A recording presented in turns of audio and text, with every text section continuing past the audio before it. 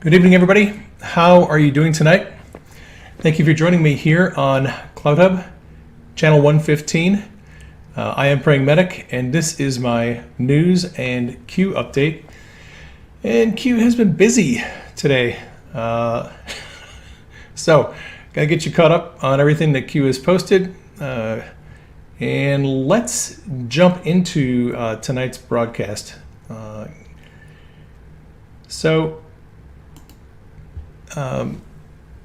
The first post by Q this afternoon is a link to, it's a tweet actually, from Senator Ron Johnson. He is chairman of the Senate Homeland Security Committee. And he had an interview with Maria Bartiromo on her show.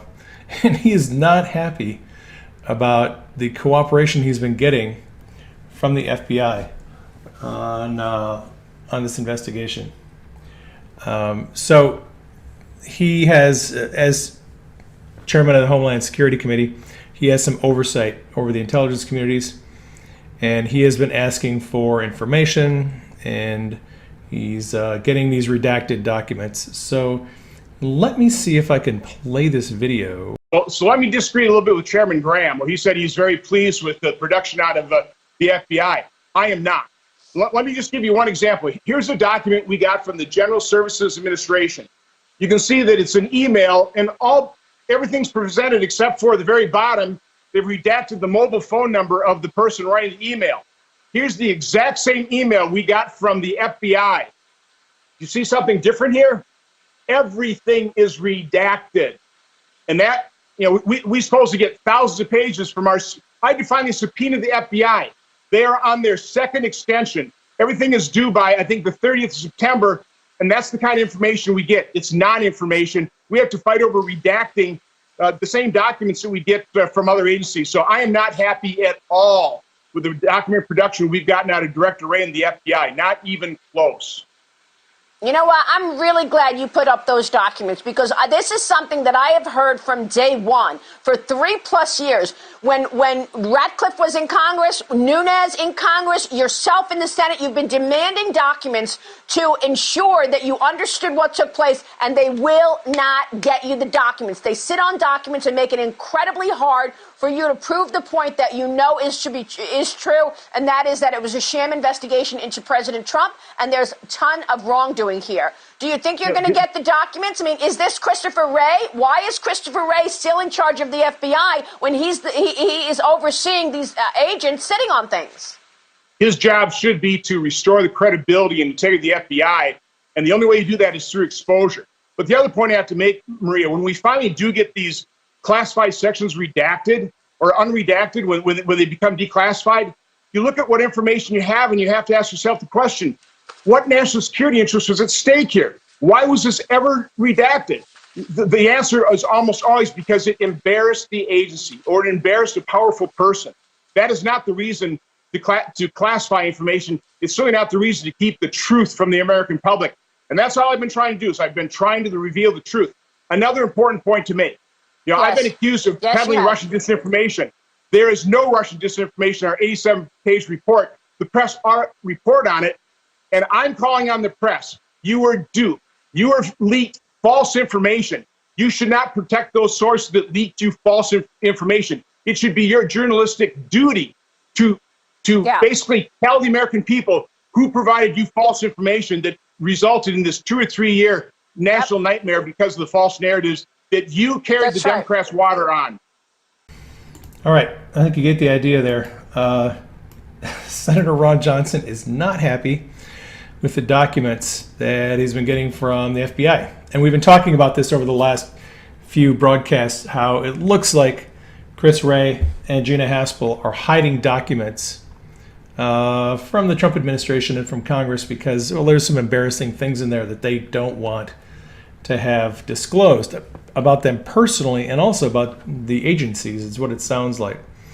At least that's the reporting we're getting from Sean Davis at the Federalist. He's got insider sources who, that's a story that they're saying. So Q posted a link to Senator Ron Johnson's tweet and said, "Time for a change. Let's see what happens." Q. So Q has been hinting for a while that we're probably going to see some changes. I'm guessing the first change would be a new FBI director. Chris Wray, I think, is on his way out. That's becoming more apparent as time goes on. And if you want me to look into my crystal ball, if you look at what happened with Jeff Sessions and President Trump the day after the midterm elections in 2018, President Trump asked for Sessions' resignation. Now, you don't want to fire somebody or ask for their resignation right before an election. It's horrible optics. But it wouldn't surprise me if immediately after the election, at the earliest opportunity, it wouldn't surprise me if President Trump asks for Chris Wray's resignation. If you're asking me about timing, that would be my guess. I'm not I'm not going to bet the farm on it, but that would be my suspicion. And then, of course, let's see what happens. That's something that Trump always says. When the president knows what's going to happen, and he doesn't want the press, because of optics, he doesn't want them to know that he's already made up his mind. He goes, let's see what happens. He knows exactly what's going to happen. All right, moving along. And Anon posted a screen cap of a tweet showing the odd call sign of an unusual airplane. And the Anon wrote, Trust 17. And here's a screen cap, and here's a little bigger image of it. So we have this airplane here, and you have all the information for the aircraft on the left-hand side. And it's a Boeing 742. Actually, it's called the E4B Doomsday plane. The Doomsday plane, right? And it's flying under the call sign Trust 17.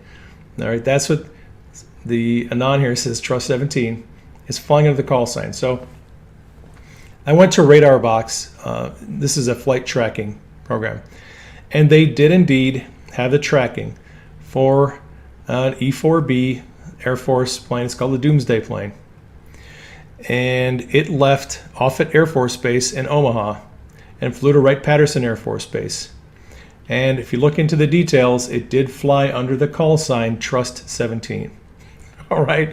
This is similar to, it was back in 2018 when one of the accounts on Twitter noticed that Air Force One was flying under the call sign Q+. In fact, it actually happened. You can go back and check it out.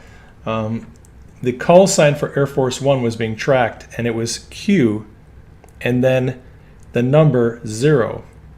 Okay, 0 is on a keypad is where the plus sign is. So president likes to troll people and sometimes have call signs, I believe, for these military aircraft are assigned by the Air Force. They tell you what call sign you're flying under, and they were flying under Trust 17 today. So the E4B variant is also called the Night Watch aircraft. All right, it's a strategic command and control military aircraft operated by the Air Force. The E4 series are specifically modified 747-200s. They are shielded against electromagnetic radiation. They're heavily shielded because this is a command and control aircraft that would basically carry the Joint Chiefs of Staff and members of the military in the event of a nuclear attack. You'd have an airborne command center. That's what this aircraft does. There are several of them. I think there's 4 or 5 of them that are in service. They're mostly stationed out of Offutt Air Force Base in Omaha, Nebraska, but they fly around to other locations. Now, why this was flying under Trust 17, well, you can imagine. So Q responded, "Keep charging, Midnight Riders, Night Watch." All right, this is a little bit of trivial information.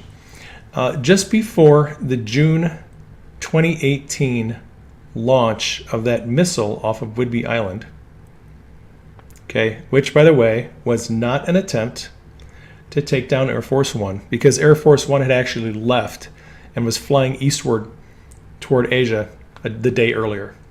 All right, but in June of 2018, there was a missile launch off Whidbey Island. All right, a couple of days before that missile launch, the E4B made a little landing at Fairchild Air Force Base in Spokane. Here's an article about it from that time, dated June 9th. So that was just, I came across it in my research, and I thought, well, that's kind of interesting. Wonder why it was there. Wonder if they knew what was going on. I think they did. All right. Q posted a link to a Fox News article and wrote, "Let's see what happens." All right. So this is about Director of National Intelligence John Ratcliffe is declassifying documents. Now, we know that we heard this over the weekend when Mark Meadows was talking to the press while President Trump was in the hospital. Meadows said, yeah, well, the president wants me to get rolling on some declass. Well, here we go. So Ratcliffe has declassified a couple of handwritten notes by former CIA Director John Brennan. The declassified notes, which are taken after Brennan briefed Obama on the intelligence that the CIA had received, and a CIA memo, which revealed that the officials referred the matter to the FBI for potential investigation. Now, the mainstream media is taking all of this and saying, oh, this is Russian disinformation. Why is anyone paying attention to this? And this has to do with Russian intelligence that suggested that Hillary Clinton and her campaign had hatched a plan to smear Donald Trump and connect him to Russia to distract from her own problems with her email server. This was in July of 2016, at the same time the FBI was investigating her for these email problems. So the argument that this information was Russian disinformation is a little bit thin because the CIA briefed Obama on this information. Well, if it was disinformation, why would they brief Obama on it? And the CIA referred it to the FBI for investigation. If it was just Russian disinformation, they wouldn't have done that. They wouldn't have briefed Obama, and they wouldn't have turned it over to the FBI for investigation. So these are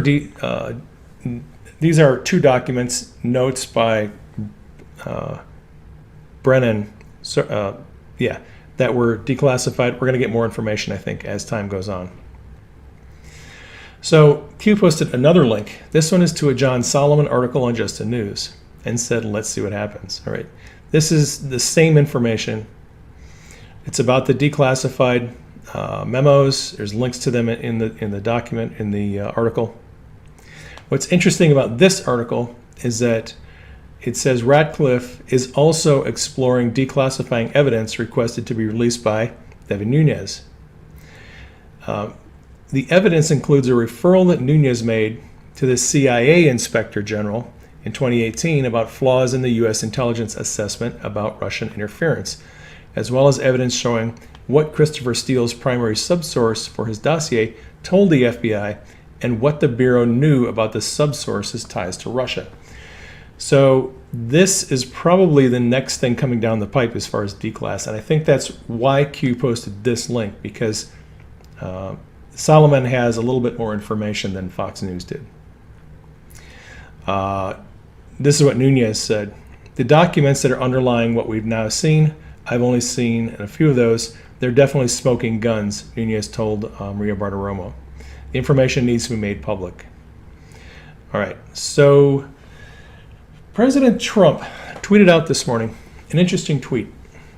Repeal Section 230. This is a call by the president to repeal the protections of Section 230 for Facebook, Twitter, YouTube, major social media platforms, who are now essentially immune from litigation regarding censorship and any crimes that are committed on the platform. Right now, they pretty much have blanket immunity. And President Trump is telling Congress to repeal the Section 230 protections for social media platforms. Okay, that was a tweet this morning. Now, Q's next post is a link to an NBC News article explaining that, and Q wrote information warfare. All right, this is all about information warfare. So Facebook has announced it intends to ban all pages, all groups, and all Instagram accounts from its platform that promote QAnon. So Facebook has said it's going to ban all these accounts. If there are groups or pages on Facebook that promote Q, they're going to be suspended. And this is effective immediately.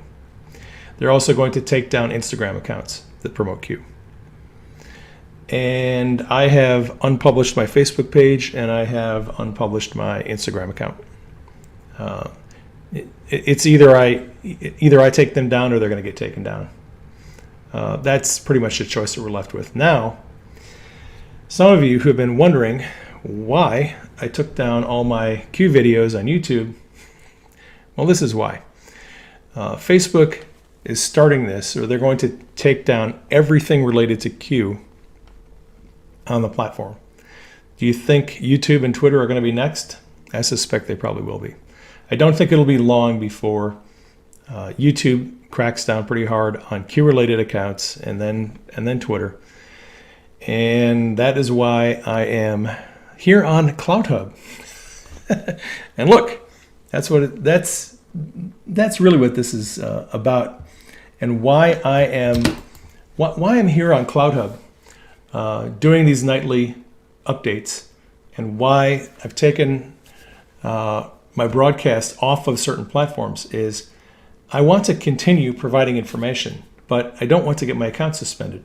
And until Congress decide what it's going to do with this Section 230 protection, it's not up to the Department of Justice. It's up to Congress. Congress needs to take action, and they need to make a decision on what they're going to do as far as protections for social media platforms. And I'm here on CloutHub, and I'm broadcasting and posting here. CloutHub is very much like Facebook. You can create groups. So if you have a group on Facebook that they take down, you can come to CloutHub and create your own group. CloutHub allows you to upload videos from your phone. You can do live streaming broadcasts like I'm doing right now. And you don't have to worry about censorship. They're not going to shut down your account because you're talking about a taboo subject. So this is where I'm hanging out right now until Congress figures out what they're going to do with this 230 protection. I anticipate that the information war is heating up. It's going to get worse on the major social media platforms. I'm not going to abandon them. If I do news broadcasts that don't have any mention of Q, I'll put them on YouTube. If I do a broadcast and I talk about Q, it's not going on YouTube. That's a decision that I've made. And so if you want to, get my Q broadcasts, you're going to have to find them wherever they are. And they're not on YouTube. They're also not going to be on Facebook or Instagram.